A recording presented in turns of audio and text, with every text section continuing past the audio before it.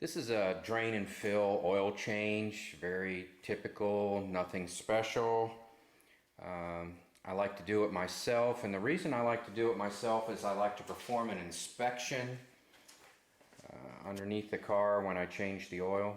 For an oil change, I typically use the low ramps and just lay on the ground and look around with a light. The low ramps provide enough clearance for my catch pan, and a typical catch pan like this where it's enclosed, you have to take the end off to allow it to vent, otherwise it'll bubble here and it'll just be a mess otherwise. Alright, let's get the car up on the ramps. Alright, with the car up on the ramps, we'll lift the hood and do our undercarriage inspection.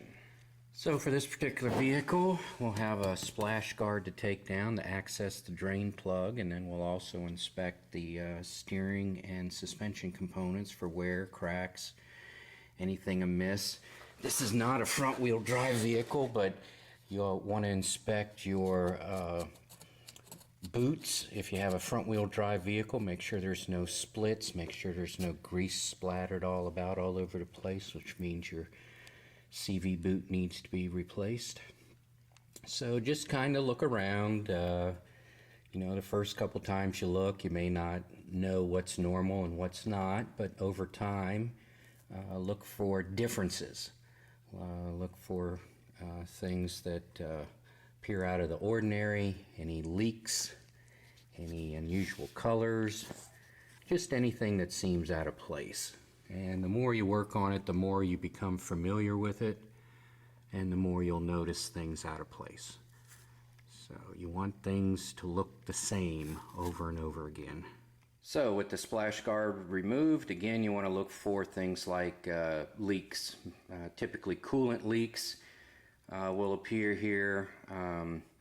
This particular car, it'll also have oil leaks. You'll see any oil leaks can collect here from the pan, but mainly it's coolant leaks. You want to, you know, see if there's anything wrong with your water pump, I guess is it'll weep when it's starting to wear out. So just look for different things, and of course I'm pretty anal with my car, so I'll just clean all this dirt off of there also. I'll clean it all up and it'll be nice and shiny and pretty again when I put it back together. So when I change the oil again, I'll just expect you know, just some light dirt is what I'll be expecting to see. Now for tools, typically I like to use wrenches, combination wrenches, as opposed to sockets and ratchets. However, in this case, the bolt size, the drain plug size is 13 millimeters.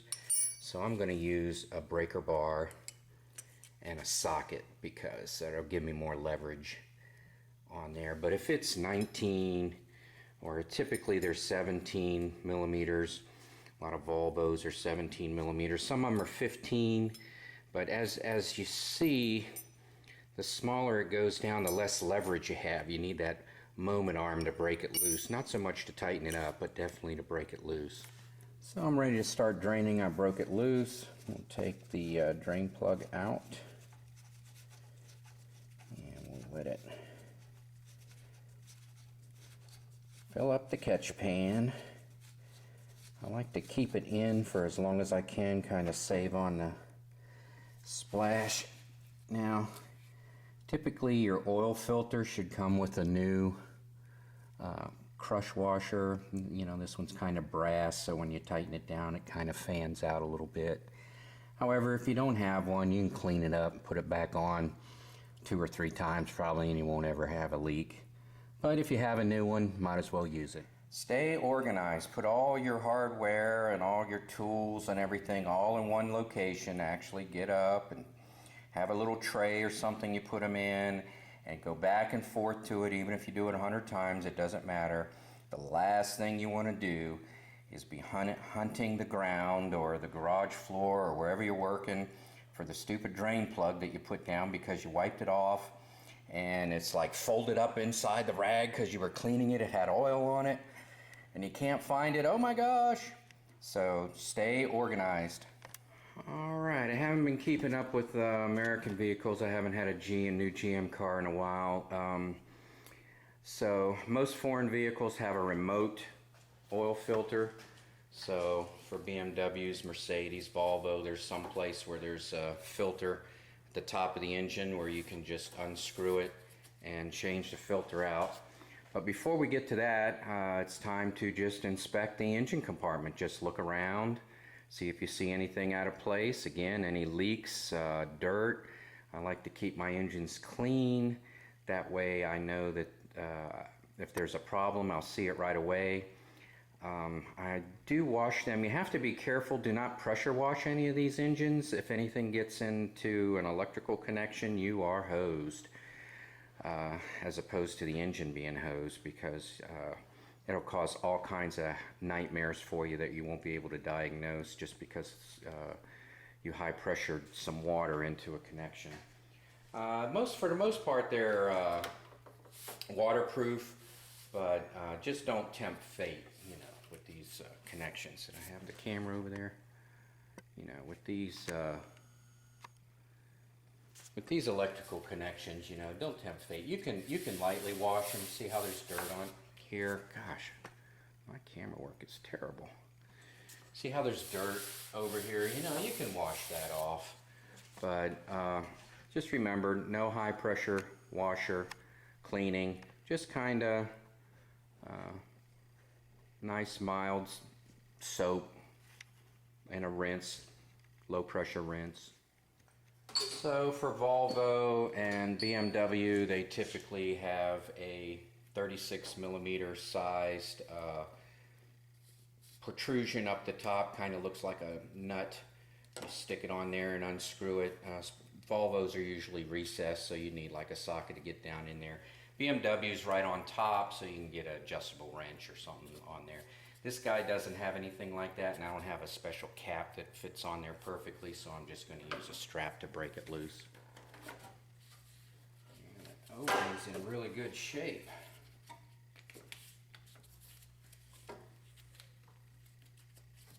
Now, being fast for the camera here, normally I just tighten it up real tight like this and twist it. And you got to release it.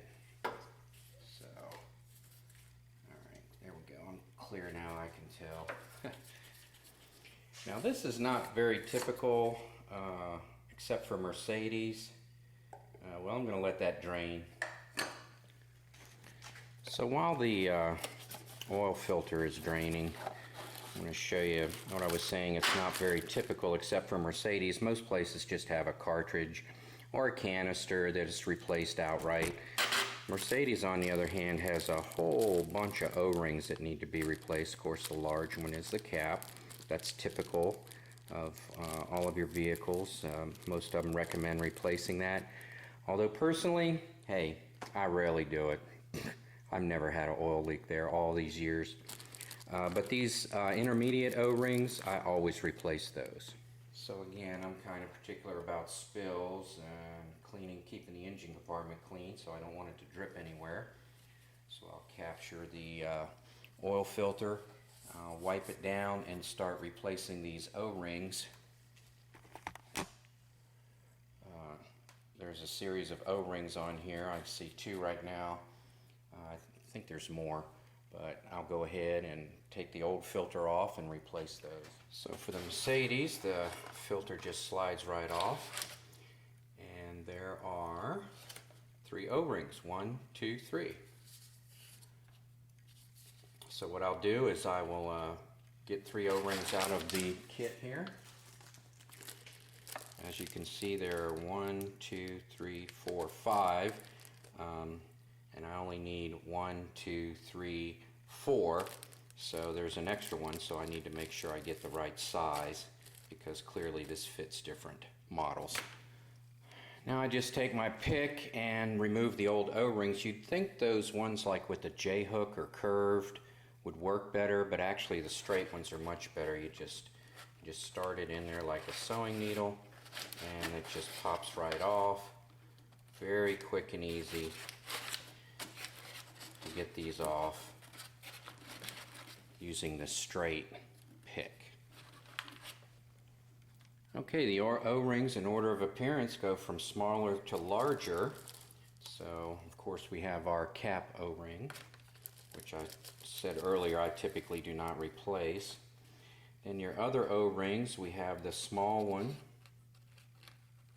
That's easy to match up in this case. We have the middle one, which is also easy to match up. And then we have the large one.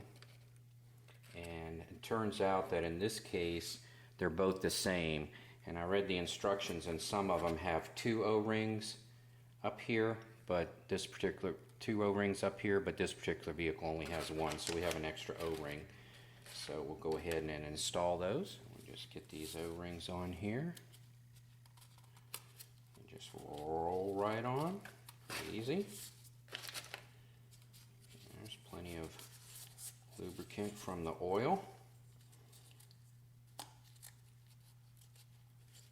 Very easy to put on.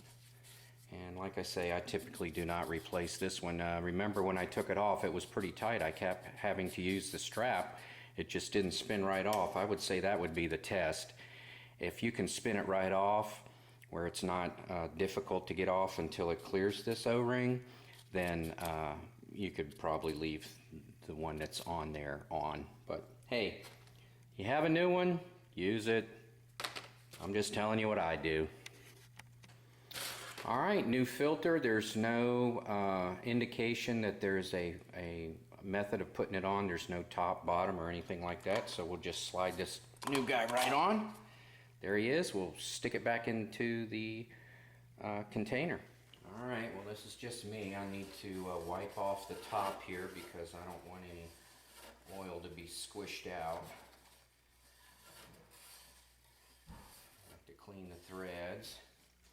And there's typically enough oil on there so that it'll go right back on. You just screw it back on.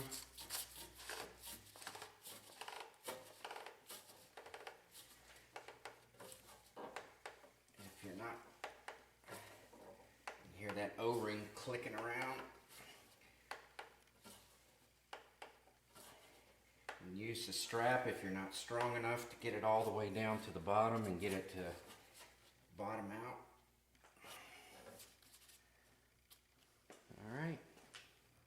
All right, at one time I used to be very crazy about trying to get as much oil out of the vehicle as I possibly could.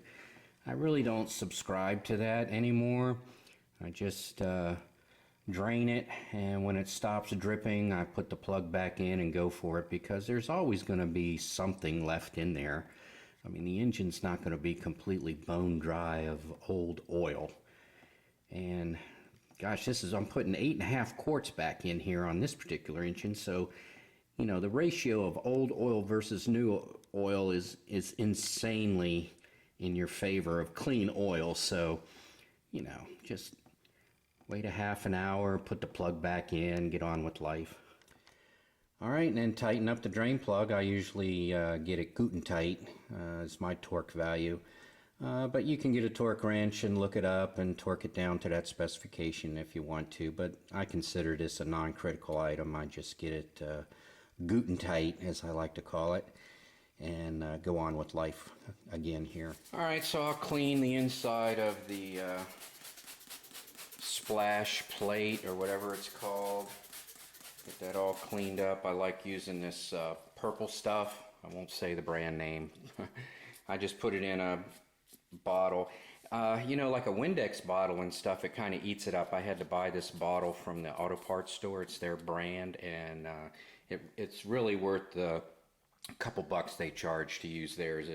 It's impervious to a lot of chemicals, so if you use something harsh like this, then I recommend using the purchased bottles instead of recycling something. So I'll clean that up, but I will not install it until after I fill the oil, fill the crankcase up with oil and test it for leaks. Look underneath there, make sure it's not leaking, make sure that I did get the drain bolt Guten tight. All right, now it's time to fill it back up. So we'll just take our cap off, get a funnel that fits in there very well, and start filling. And I have my oil. In this case, it's Mobil 1 Extended Performance. And my oil filter, this particular vehicle, takes 8.5 quarts. Now let me show you a little trick when adding oil. Instead of pouring it this way, which is instinctively what everybody wants to do, turn it around so that the spout is further away, and that will allow air to go in and it won't gurgle. See, watch. See how it pours nice and smooth? It's not gurgling. So, now Mercedes recommends Mobil 1. And I'll drain out the rest of that oil later.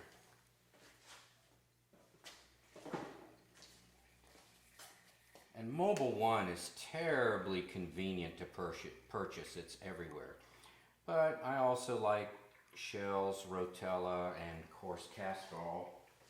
I always used that in the past. Of course, I always use synthetic oil, which I won't get into oils right now. That's an entire video unto itself.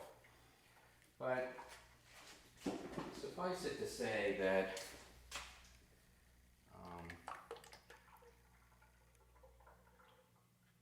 oils and the viscosity is something that you actually do want to learn about, and you want to use the right one. It does help. A lot of the propaganda is just to get, you know, another half a mile to the gallon, which I don't really care about. This particular vehicle gets 24 miles to the gallon. And that's great for a V8, 4.4 liter V8. So, you know, to put a thinner oil in there just to squeeze out an extra few tenths of a mile per gallon really doesn't make any sense to me, especially since I use the Extended Performance. And I like to change my oil once a year, whether it needs it or not. So, which is typically like, they say like 15,000 miles, so you know, because they have a gazillion lawyers working for them, that it'll probably go longer than that. And then as far as warranty, have you ever in your life heard of someone not getting an engine replaced that was under warranty because of an oil-related issue? The answer is no. So don't worry about all that stuff either. But anyway, that's just me. I'm just telling you how I do it. You can do it your way. So just take our funnel, make sure it doesn't drip everywhere, put the cap back on, and we're good to go. So look in here, see how much oil's in there, then let it drain, and it'll look like the next morning or in 3 or 4 hours, come back and look at it, it'll look like there's never been a single drop of oil in there. Gravity just pulls that oil out of there, and it's really amazing. So you can really capture quite a bit of oil that's left over, residual oil in the container for use next time, or, you know, to top off your car with. Okay, we've started the car, checked for leaks. It seems to be fine. Let it run a little bit. Have the inside of my splash guard all cleaned up. We'll reinstall that. Alright, this engine still has a dipstick in it. What you're going to find is most of your new BMWs, some of your newer cars do not have a dipstick. So, put it in there, take a reading. Shows that it's full.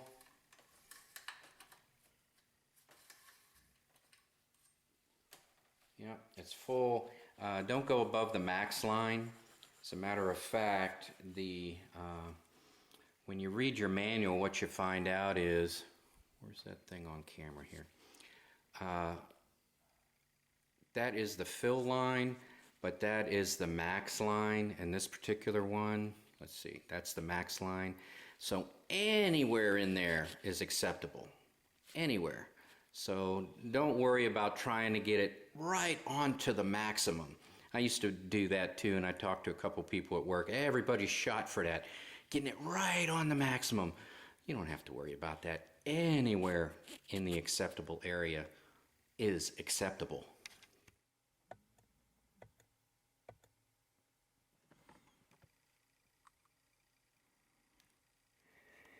there is no reason why you shouldn't take it to the auto parts store, garage or something, and put it in their recycle tank.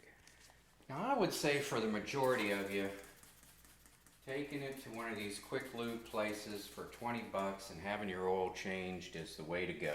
Man, there is nothing wrong with that. My problem with them is they try and, you know, sell you other things. They want to give you a new air filter, and, you know, they might fill up your windshield washer fluid with stuff that you don't want them to use, or, you know, maybe it's winter time and you're using the below zero stuff. You know, it's just, and they might be heavy-handed with the drain plug. You know, you don't know if they stripped it out and you go to change it next time and it's all messed up, you know, cross-threaded a screw somewhere. I don't know, but for the most part they're okay. I mean, you know, just while I still can, I'll probably change my own oil just because I like to inspect the vehicle underneath there, make sure everything's okay myself. Also, it's quite messy. I mean, you know, the oil is slick. You know, it kind of, you can spill it, it runs everywhere. You need a bunch of rags to clean it up with. It can be hot, it can be inconvenient in the summertime. You might not have a place to work on it. You might not have a garage, or even you might have a gravel driveway or something. You wouldn't want to, you know, lose the drain plug in a gravel driveway. So, you know, all these things come into play. So, you know, you do what you have to do. But if you do decide to change your own oil, that's about the simplest thing you can do without having any skills whatsoever.